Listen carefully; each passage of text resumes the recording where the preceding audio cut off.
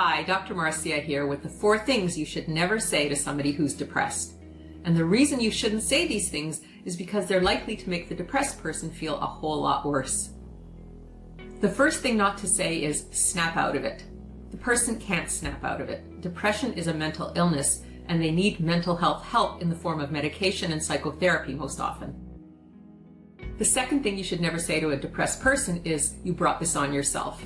That's completely untrue. People become depressed because they've experienced a profound loss or because they're genetically prone to depression. Blaming them for their depression only makes them feel worse. The third thing you should never say to a depressed person is, "It's not that bad." To the depressed person who feels helpless and hopeless and like there's no light at the end of the tunnel, it really is that bad. Minimizing their experience only makes them feel more depressed. The fourth and last thing that you should never say to a depressed person is, "It's going to be okay." You actually have no idea whether it's going to be okay or not.